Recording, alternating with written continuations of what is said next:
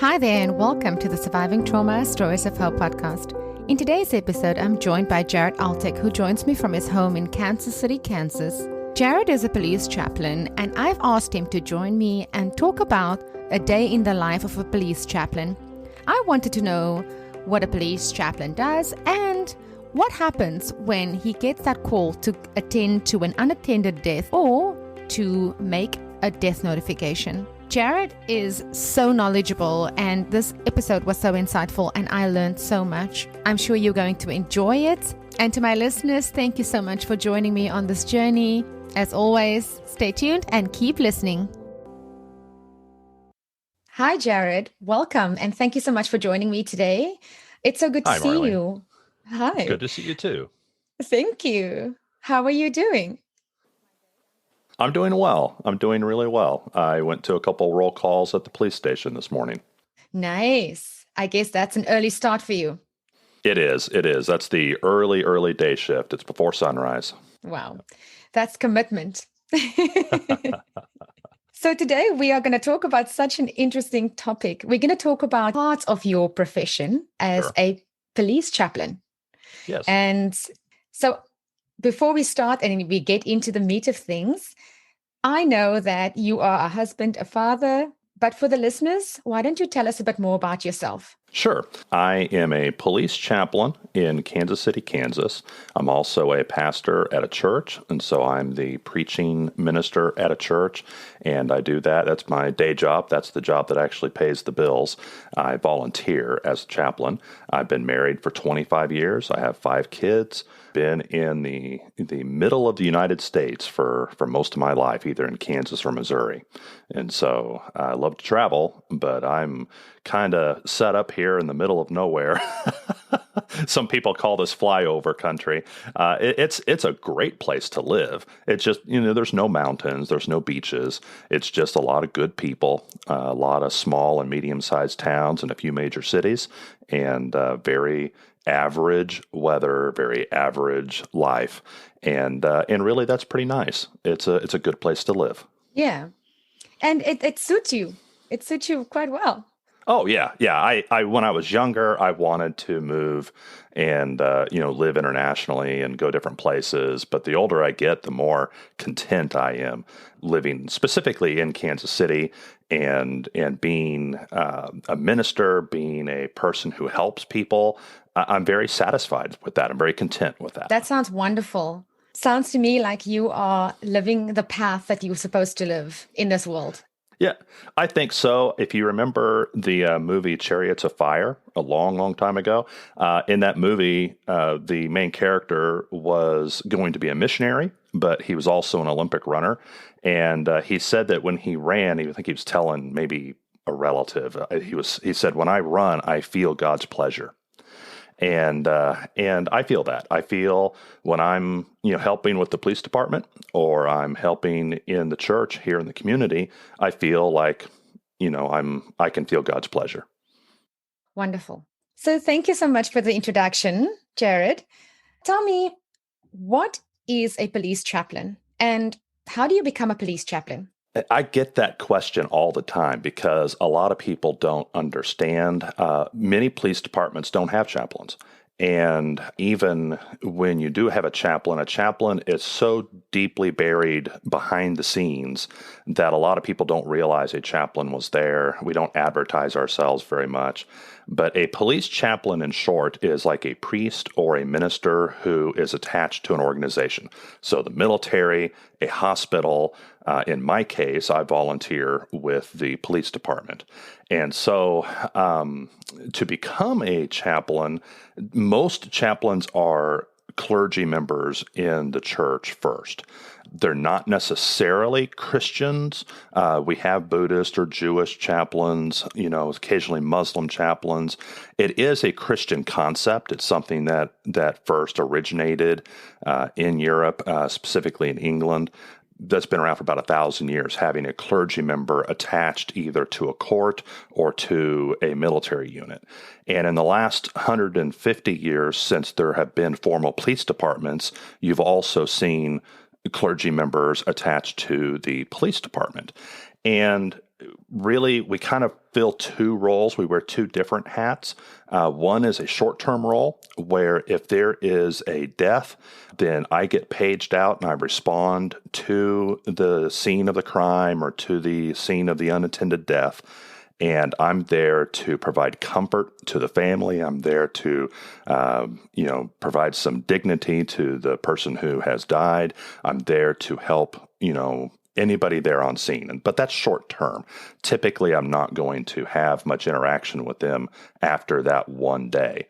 But long term, I also have a role of pastoral care where I'm helping to take care of the wellness of the police officers. And so, like this morning, I went to a couple different meetings as different groups were starting their day. I came to that meeting and they saw who they were looking for, what cars were stolen, or what other kind of things they were dealing with. And I was there in their meeting with them at the police station. And then they went out, got in their cars and went to work. And I came and I went to work here at the church. And so, so I'm available. I have a pager with me. If they need me, they can page me. And I'm kind of on call 24 hours a day, and I take turns with other chaplains. And so that's a long-term relationship with those police officers. Get to know them. They say that sometimes it takes a year and a half to earn that trust. You need to be there all the time, and they need to get to know you, and you need to not make any mistakes. And once they are sure, because police are very suspicious people. They're very, very skeptical, and they'll look at you really closely. And if you go about a year and a half or 2 years and you haven't messed up, then you can kind of get behind the badge, they say. And that's where they start to open up a little bit, and they start to they'll chat with you about their personal lives or talk to you about things that are emotionally distressing to them. And that's a fantastic place for a chaplain to help. Most chaplains are usually trained counselors in one form or another. In my case, I've got I went to seminary. I've got 25 years of church experience counseling people, and I use that to help those police officers. Right. So I hear that there are two aspects to this. There's a short-term and a long-term aspect. So when you talk about the short-term aspect of your job as a police chaplain, can you tell us what it would look like when you get that call on your pager to say, we either have a death notification for you to do, or we would like you to come to this scene? What does that look like? Let me describe the scene first. So somebody has been found dead, and an unattended death, definition of that is that there was no doctor or hospice care. And so basically a body has been found. Now, maybe they died of natural causes, but maybe they were murdered, and we don't know yet. So there has to be an investigation. And so if there's family there, if the person's by themselves, I probably won't get called out. But if there's family around there, typically they're going to be in some level of distress. And if the death was particularly brutal, if somebody shot themselves in the head, if there was maybe a car accident where somebody's disfigured or maimed, I find that all people, including police officers and firefighters, tend to respond pretty badly whenever a person's face or hands are badly damaged. That sticks with us more. That seems more personal. That's pretty traumatizing. And so I'll get called out and I'll pull up to the scene. And of course, they've already been there for 20 or 30 minutes maybe. But I'll pull up and I'll go to a sergeant and get the information, because the police sergeant in our system, the police sergeant is the one in charge of the scene. Even if higher ranking officers arrive, that sergeant manages the scene. And he'll have the name of the deceased and their vital information like their date of birth, so we identify the person correctly, if we have that yet. And then he'll also know who we're interacting with. If there is a relative, maybe the spouse or a parent or child or whoever, and then I'll get that information. And typically I'll go to the victim's family first, and I will try to provide some comfort. Sometimes it's just helpful to have somebody who will translate the confusing police jargon over to just normal everyday talk. There's all kinds of rules about, well, here's this body. No, you can't go touch it. We have to make sure that this is not a crime scene. If this person was potentially murdered, if we let the family go over and get in the space of where that body is, they'll contaminate that crime scene. And so chaplains have to be trained in crime scene preservation and to make sure that we don't disturb anything and foul the evidence, and to make sure that nobody else does. And so sometimes we have to explain that, well, you can't go there yet. And a lot of times we'll get asked, well, how come the body hasn't been moved yet?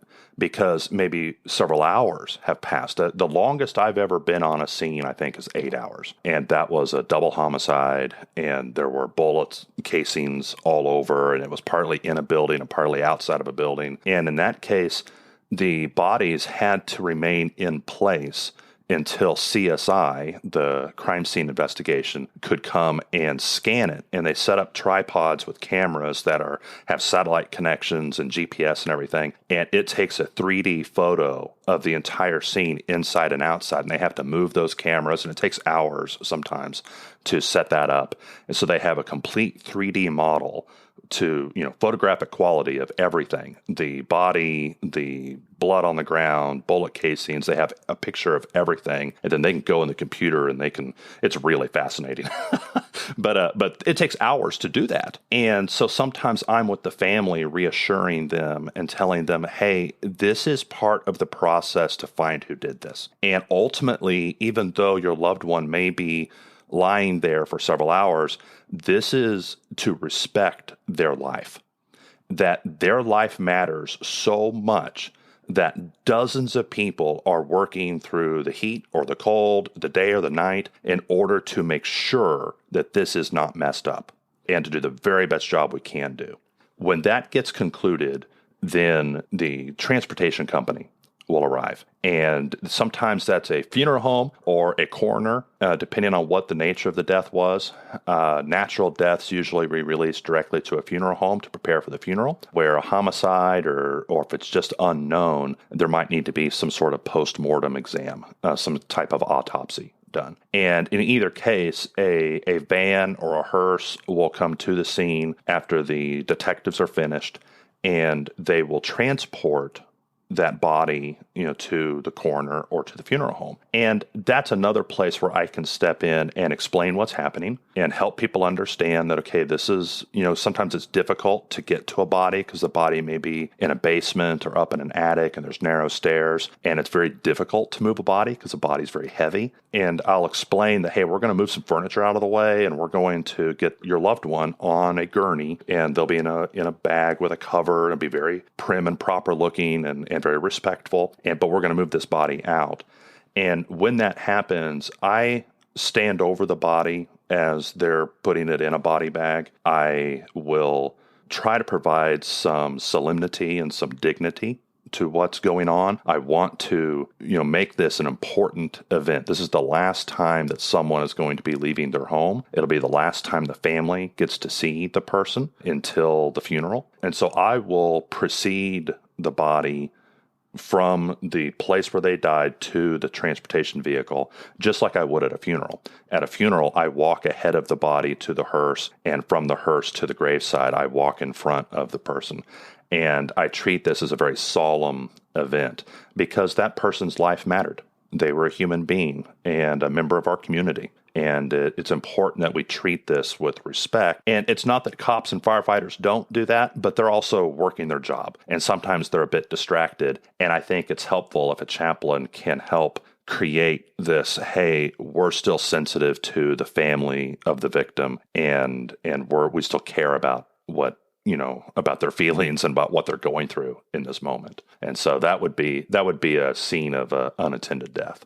Yes. Yeah. And sometimes it's not clear because the family members are traumatized, and so they don't communicate very well.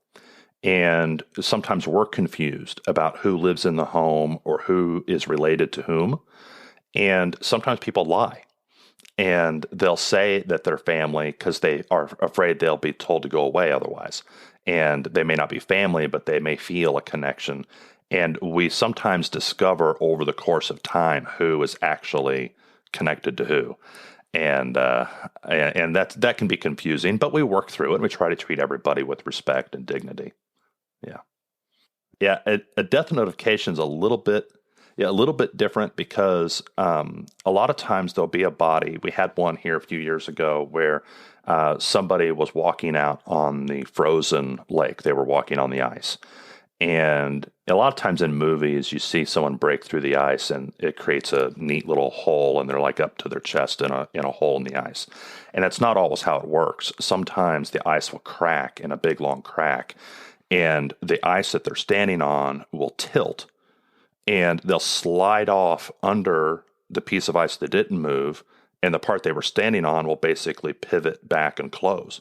So there's still just one crack, but now they're under the ice, and it's impossible. That's many, many tons of ice.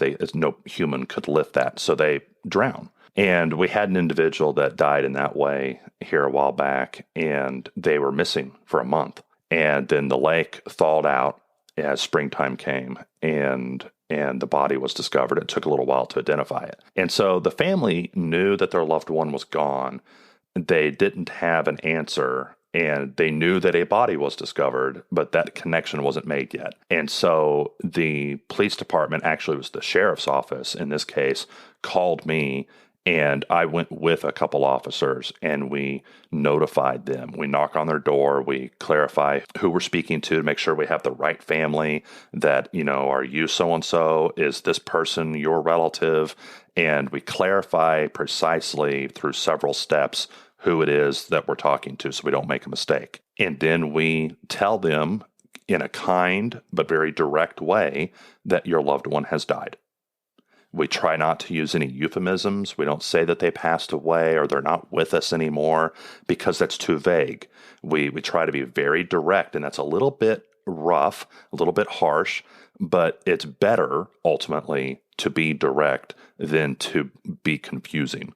So we'll make that announcement to them, and then we stay with them. And typically I have a couple police officers with me, and the police officers are there, sometimes a detective, to answer questions and to give them information so they can follow up later. Sometimes we are at a place where the body is ready to be released to a funeral home, and so I will actually sit down with them and help them make decisions. I can't really recommend one funeral home over another, but I can say, hey, here's a list of places you can go to have a funeral service for your loved one. If you want the loved one to be cremated or buried or whatever, here, let me help you through this process and kind of be an assistance to them.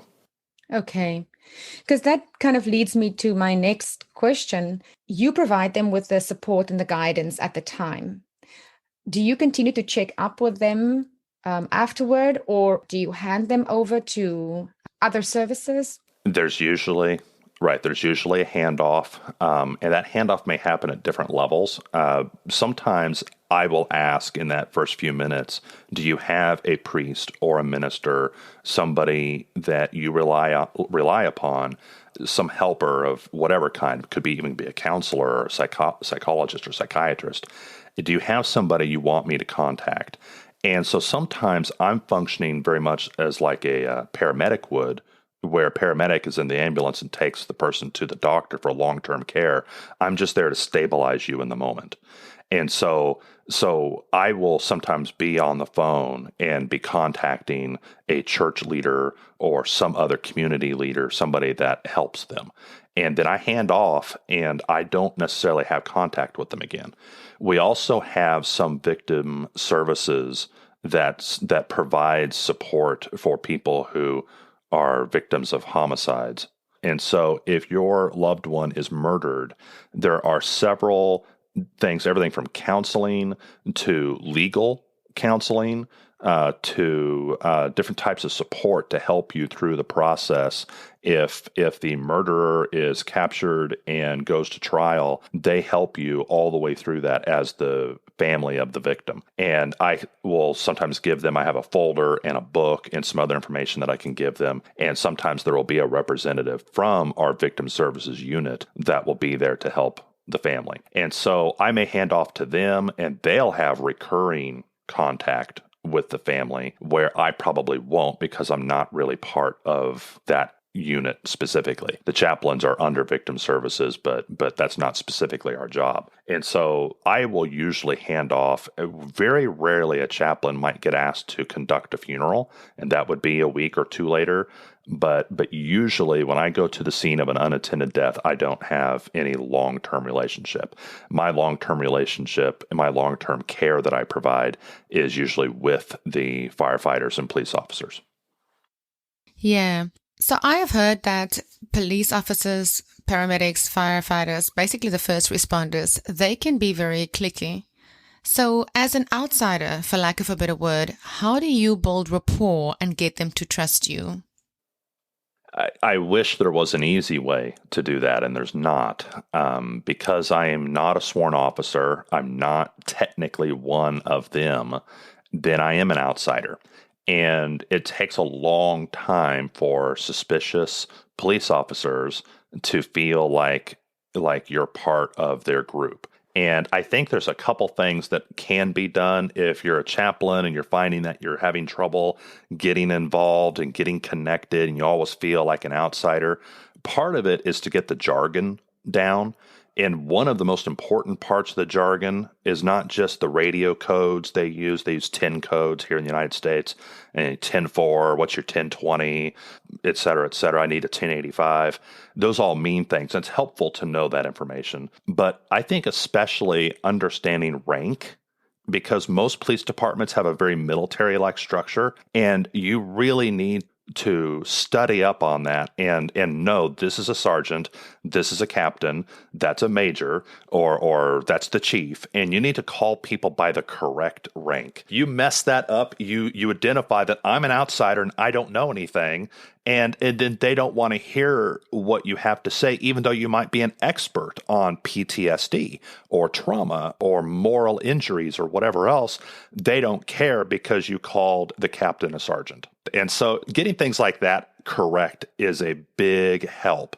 But ultimately, the only way to do it is to invest time. And so I go out of my way to go by the police station. I mean, I work a full-time job at the church, but I can make it so that when I go to get lunch or when I go to pick up my dry cleaning, I can do that where it's down by the police station. I know when their meetings are, and I can time it so that when I'm out anyway, I just stop and go to a 10-minute meeting, and it was only 10 minutes out of my day, but it was 10 minutes of investment that I was there when they were having the start of their shift, and I was there and I heard all the ins and outs of what they're going through, because sometimes they're talking about a criminal they're trying to catch, but other times they're talking about their retirement or their insurance or some other job-related thing about, getting in trouble because they parked in the wrong spot or they didn't clean out their car when they finished their shift, or,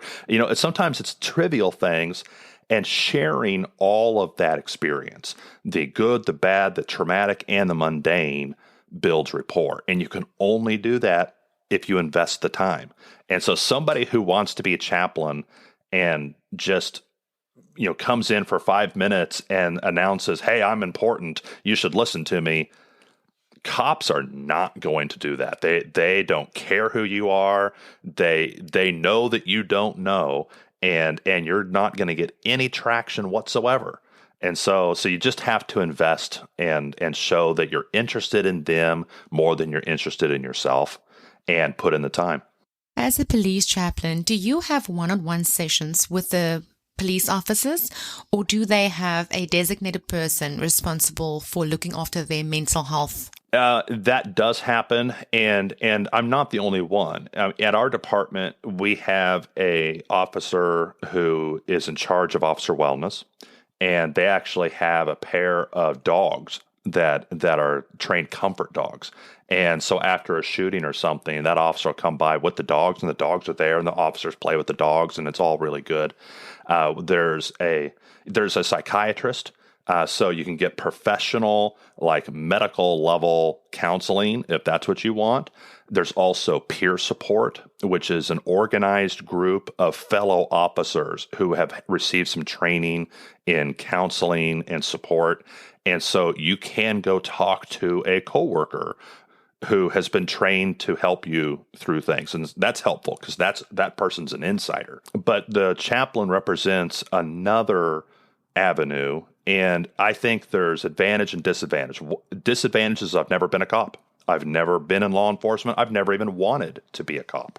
That's not something I fantasized about as a child, that I wanted to be a police officer. I've not ever done their job. But it's also an advantage that I'm an outsider, because if they talk to me, I have no influence on their promotions or their discipline. I can't fire them. I can't do anything like that. So I am an outsider to that. I'm safer to talk to because I'm not connected to the place they work so directly. I'm not going to turn around and gossip about them or keep them from getting a promotion or something. Yeah. And it's difficult to be vulnerable, especially for a police officer. I would imagine that it's a very difficult thing to do. And if you have to make yourself vulnerable, it's easier to do it with someone that you have that trust with. Yeah. Many police stations, many police departments are about 90% male. And men especially don't want to open up too much. They feel like when they are open and transparent, that might get used against them. And that's not always the case. And some men are very good communicators, but stereotypically, a lot of men are going to hold back until they have some guarantee that it's safe for them to open up. And so having lots of different approaches is good, and I like being one of the resources that's available to them. And I do get one-on-one opportunities occasionally, but not that often. I mean, like I said, it takes a year or two for someone to feel like, as a police officer, that they can open up. And I have officers now that come to me and want to talk one-on-one, but it took a long time to get to that place. So doing the work that you do and going out to the crime scenes, supporting the police, supporting the families of the victims, how do you cope? And what does your support system look like? Yeah, it's interesting. I have seen so many dead bodies now that I've lost track. In fact, I've not just lost track of the bodies that I've seen, but I've lost track of like specifically the suicides, the different times people have used a firearm to shoot themselves. The first couple were really memorable, but after that, I kind of lost track of which ones were which. And I don't dream about them. I don't think I have ever had a dream about one of those dead bodies. And so I'm in a position where I was raised in a very stable home by two loving parents. They came from stable homes. I have a lot of built-in resiliency that I can take no credit for, because I just came from a good home, had good parenting, had a very safe environment growing up. And I believe what the Bible says, where it says, to whom much has been given, much will be required. And since I came from a very stable background, probably have a little bit more built-in resiliency that I didn't have to learn, I didn't have to work on, then I really probably should be the one to step up and help with those really traumatic scenes. I can probably bear more of that than the average person, but still I'm vulnerable. So I combine that, what was built in, what was given to me by my parents and by God and whatever. I can also then use good practices as far as trying to take better care of myself, my physical body, being careful not to pollute my mind with a lot of negative things. A lot of our entertainment nowadays is very negative and very cynical. And I try to guard myself from being exposed to too much of that, because I'm going to be exposed to these real life traumatic things. So I don't want to turn around and listen to very negative music or watch a very negative show that's all, cynical and hopeless. I need to make sure that even if I'm watching something, if I watch a murder mystery, Midsummer Murders or some show like that, if I'm going to watch one where the cops always win in the end and the murderer is always captured and they always solve and there's always a solution, because even though the subject is bad, the solution is positive. And so I try to make sure that anything I'm exposed to, that I am filling myself up with positive, hopeful things. And that helps. And so there's some good practices. I'm in a very healthy marriage, been married for 25 years. My wife is fantastic, and she has some experience because she used to be a paramedic. And so she has some experience with gruesome injuries and that kind of thing. She can identify with that. And we help each other. And that support network, my parents, my kids, my friends, that all helps process the negative things I'm exposed to. And like I said, I really feel like based on those different factors, I'm handling it really well so far. I watch myself for red flags, for indicators. If I felt like I started dreaming about it or dwelling on it, that I would go find help right away, because I don't want to not do this. And so if I think I'm seeing some indicator like it's interrupting my sleep or my eating habits are changing or something like that, then I'm going to go find someone to talk to and maybe do that on a professional level so that I can get help right away, because I don't want to be interrupted doing all the good things I think I'm doing. So, yeah. That sounds wonderful. Jared, I commend you for taking a holistic approach to protecting and preserving your mental health. I think it's so important to have these good habits and practices that really reinforces our self-care and our self-love. Well, and hopefully we can take good habits, as helpers. We can prescribe good habits to people, but it's better to demonstrate good habits to people. And a lot of people who want to help are themselves people who have been helped. And that's fine. That's a great motivation to get in. But once you start helping, you yourself need to be in a healthy place. If you're not healthy yet, you're not ready to be a helper. And so it's like if you're going to be a lifeguard, it's great that a lifeguard once saved you from drowning, but you yourself need to go learn to be a strong swimmer first before you can become a lifeguard. Otherwise, you're not helping anybody. You'll swim out there and then you both sink and drown, and that's no good. So learn to become a strong swimmer. And once you've done that, now you're in a position to help other people and to model for them how they can, to stretch the analogy, how they can also swim well. And that's what I want for police officers. If a police officer is traumatized and depressed and angry, then there's more risk of that police officer who carries a gun and has a lot of authority and has the ability to take your freedom away. That police officer is going to behave appropriately if they're healthier than if all of those things are building up and putting them at risk of making a really, really bad decision. And so I want to prevent police officers from getting to where they make that really bad mistake that they might go to jail for. I want to prevent that from ever happening in the first place. And part of that prevention is demonstrating, here's how to be a good husband or wife. Here's how to be a good parent. Here's how to manage your money well. Here's how to be a responsible, happy, healthy citizen. And if we can demonstrate that as chaplains, then we can help the police officers be better themselves. Yes. And really just leading by example. Yes, absolutely. Absolutely. But that's important because people are hypocrites and we say one thing, but we do the other. And so we have to look in the mirror and examine, where am I a hypocrite? If I'm telling people to go do healthy things, but I have several really unhealthy habits, I need to stop and examine that and correct those points of hypocrisy before I go back out and tell other people they should be doing the correct thing.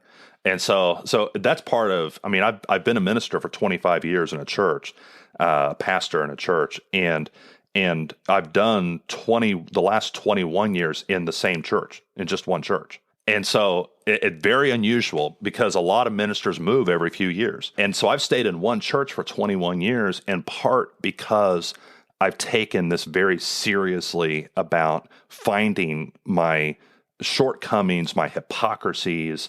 Those are there. They exist inside me. So I need to examine myself and have people that I'm accountable to who, even when I don't see it, they can pull me aside and say, hey, this isn't right. Why are you acting like this? And they have the right to speak into my life like that and correct me. Because if I'm going to stand up on Sunday morning and tell people how they ought to live, I better be making corrections in my own life also. Yes, it is about having the awareness, but it's also about being humble. And having that humility allows you to accept the contributions that are being made to your life. And that only comes from having healthy relationships. Yeah. Yeah. Healthy relationships help with this, because if you're in a healthy relationship, one thing that should start to develop is teasing. And teasing in a relationship is where we are saying things that sound threatening. And it's like tickling. Tickling, you come in to tickle a child, you are putting your hands on their soft underbelly, right? That is dangerous. If that were animals out in the wild, that's what happens right before you get eaten. But instead, the child laughs at that because they know that you're not a threat. And so you're doing a threatening thing, but they know it's safe here. I'm not actually going to be devoured. I know that this is just a game. Well, in a healthy relationship, you see teasing, where we joke and we tease each other about the mistakes we make or the dumb things we say. And in a healthy family, we should be able to tease without causing a problem. And unhealthy families that don't have good communication skills, or there's dysfunction in the relationships, they're not able to tease very successfully because the teasing hurts. And the teasing causes a wedge to go between people, and it causes damage. So what you want to build are relationships that are so secure and so safe that I can make fun of you for the silly shirt that you're wearing, and you don't get hurt by that, and I'm not meaning to hurt you by that, but we can tease and we can prepare. We're kind of role playing for the traumatic things that are going to happen out in the real world. And that role playing, that teasing helps then. So when someone attacks me verbally or otherwise in the real world, I am much better prepared psychologically for that because I've already practiced it at home with people who were safe. And so, yeah, having healthy relationships helps us endure that and practice that. And so tickle the people you love. That's important, right? Right. You were holding out your hands, and I started laughing. Yeah, when you feel safe, of course, you're on another continent. So if I hold out my hands in a threatening way on a video call, I can't hurt you. So you can laugh at me, and that helps. That helps. I absolutely love that. And I think that tickling is so much fun and playful. And, it brings that lightheartedness and joy into your relationship. So it's definitely something that I'm going to take and practice in my relationship. So thank you, Jared. Yes. Yeah. All of that play helps us. I mean, you even see that in the animal kingdom. Young lion cubs will wrestle and pounce on one another. Well, they're practicing for the future. But right here, it's just safe. It's just play. And that's good to help us when our life is on the line later. That play is instructive and beneficial to us. And a lot of families are so broken and dysfunctional, including the families of police officers. A lot of them the communication is so poor that they don't know how to tease or play or tickle because it is broken. And that needs to be repaired first, and it'll take some time, and it can be repaired, but they need to be working toward that goal of having safe, helpful, healthy relationships. And eventually they can get there. And relationships is a great thing about human beings. We can kind of step outside of ourselves, and we can examine our past and our future, and we can repair things and be healthy again. And so there's hope there. We're not fated to always be damaged. We have hope. We can be repaired. We can be made new. And especially, of course, I'm obviously a religious person. I believe we can spiritually be made new. So there's layers to how we can heal and grow. And like I said, as a Christian, I believe that very firmly, but I think it's applicable no matter what your belief system. Jared, I know you alluded to this earlier, but as a minister, how do you balance the work of a minister, like sermons and counseling and the like, with that of being a police chaplain, attending crime scenes and meetings and so forth? Yeah. A lot of my church work is very slow, very deliberate. It's hours of reading and studying, some counseling, and of course a lot of teaching, where I teach classes and preach sermons. But the chaplain's work is very intense, and so I get paged, and for the next 2 hours, it's going to be really intense. There's going to be a dead body. There's going to be flashing lights. It's going to be really intense, and so in a given month, I'm not really spending that much time as a chaplain. Those roll call meetings that I go to, they only take 5 or 10 minutes. It's more action-packed. It's more intense. Sometimes it's more interesting, maybe even. But the lion's share, the vast majority of my time is actually spent being a church minister and doing that kind of work. And that really is what I love the most. I mean, I hope that I can still be a chaplain for many years, but I know that I will work in a church and do that kind of work, teaching and preaching and helping families. I know I'll be doing that the rest of my life. So, yeah. And that is such a wonderful space to be in, to answer your calling and live your purpose. Yeah, exactly.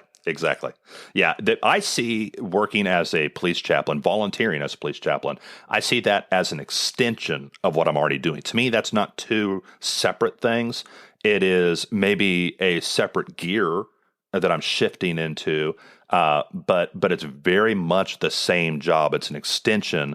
The church pays me to be a church minister, but there's an extension of that to which I am then a volunteer chaplain at the police department.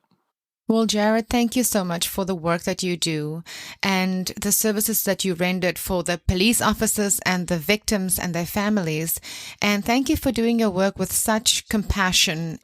Well, thank you for what you do. Thank you for telling your story and helping people find wholeness after trauma. I think that's an important thing that you're doing also. Thank you so much, Jared. So tell us about your podcast and where people can find you on social media. I am a little bit on social media, not a lot. You can search my name and find me on Facebook or Twitter, but I don't do a lot on those platforms. Most of what I do is on YouTube and through podcasting. And so if you look for Hey Chaplain, H-E-Y, Hey Chaplain, I have a YouTube channel that I do a little bit of stuff on, and then my podcast is really kind of the focus as far as social media and broadcasting, that kind of thing goes. So if you can find my Hey Chaplain podcast, I release a couple times a month and interview all kinds of people, anything related to law enforcement life, any kind of wisdom that can be shared. We have these conversations, and they've gone really great so far. And so I hope that people can tune in and listen to that, and maybe not only help law enforcement individuals and their families, but hopefully help other chaplains. I did some research and found there's a chaplains program in the police departments in South Africa. And I was looking them up and seeing, what their policies are and how they recruit. And I hope people all around the world increase the number of chaplains in police departments, because law enforcement needs as many different avenues of support that they can get. Yes, Jared. As a trauma survivor, I absolutely agree with you, and I second that. Jared, thank you so much for joining me today and for sharing your wisdom and knowledge. I appreciate your time and the work that you do, because as a survivor, I know that it is so important to have that one point of stability and one point of contact and one point of light in that time of distress, especially for the families of the victims. So thank you very much for standing in service and being that light. Well, thank you. Thank you, Marlene. I really appreciate it. That wraps up this podcast episode. Thank you for listening. If you enjoy my podcast, please take a minute to give me a rating and review in Apple Podcasts. Please subscribe in your favorite podcast directory so you don't miss an episode. Please consider following My Centered Life on Facebook and Instagram for daily inspiration. Thank you so much for spending this time with me. You can catch me again in the next episode. Same time, same place. Sending you lots of love and light. Bye.